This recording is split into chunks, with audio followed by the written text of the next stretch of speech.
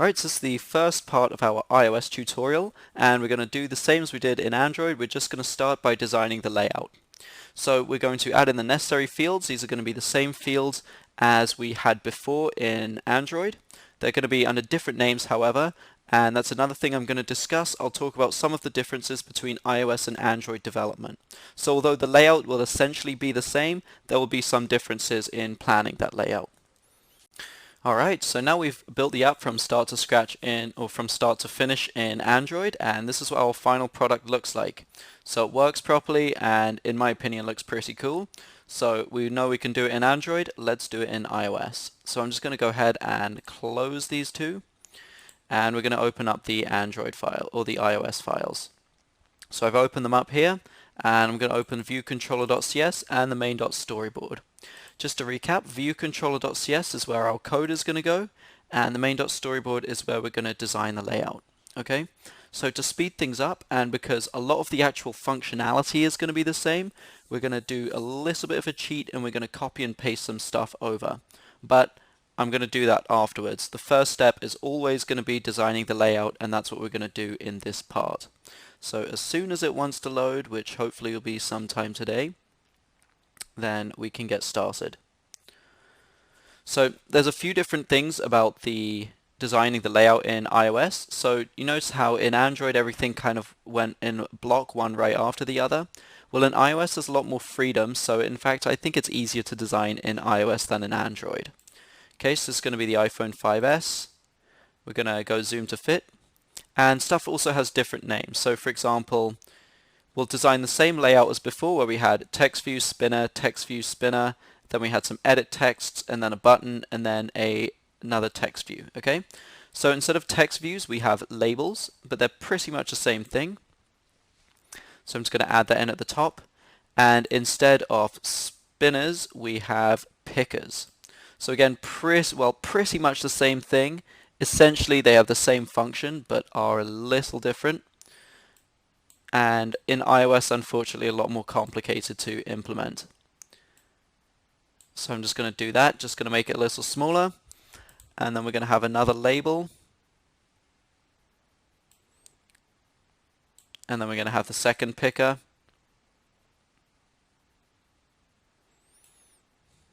I'm going to put that there, and just decrease the size a little bit so that we can make sure everything fits on. Then we're going to have some what we call text fields. So these are going to be the same as edit texts. So this is where the user is going to input some numbers here. They're going to be the variables that he or she knows. Okay, and then we're going to have a button. Okay, and last we're going to have the final label. And this is being very laggy right now. I'm not sure what's going on, it's struggling to load. Okay, so we've got the basic layout here, and everything's kind of small, so we're just going to increase the size a little bit, just so that we can actually read what's written there. I'm not sure why it's being so laggy, but basically I'm just clicking on each thing and clicking on these, and this is just a crude adjustment. We're going to go into the fine-tuning when we fine-tune our design at the end. Okay, for now I just want to increase them to a size where you can actually read what's being written. Okay, so the first one, let's go ahead and name these. So notice this has a name instead of an ID, and that's because we're going to be able to skip that step that we had to do in Android. This was the choose variable text.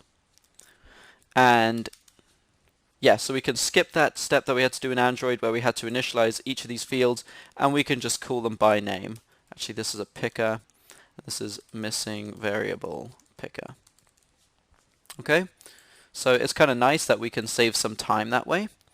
So this is LBL, this is going to be the calculation text.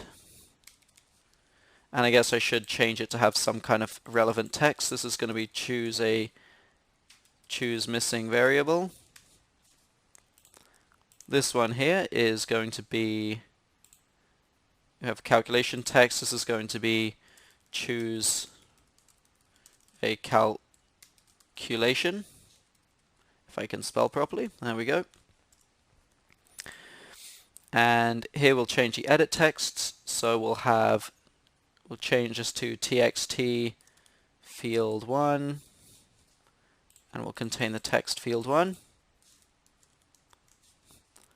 This one will be txt field 2, and will contain field 2. And again, the final one, txt field 3. So again, these are pretty much the same stuff. These are just slightly different names. So we have text fields instead of edit texts, and this one's going to be btn calculate. And we have labels instead of text views, calculate. But as you can see, you can kind of just drop and drag them wherever you want, rather than having to go in that kind of aligned format. And this one's going to be LBL answer text. And not sure what happened there, just going to delete that. And this one's going to be answer. Okay, so there we go. Basic layout setup, pretty much the same thing as before. The spinners, however, are now pickers. The labels or the text views are now labels, and the edit texts are text fields. But pretty much the same thing, they all function the same. And now we'll be taking a look at initializing some of those variables. Right, so this part of the tutorial involved designing the layout in iOS. This was our intro to iOS, and we added in the same fields as we had before in the Android version, but they were under different names. So we had labels instead of the text views, we had pickers instead of spinners, we had text fields instead of edit texts, and we also had the button that we had before.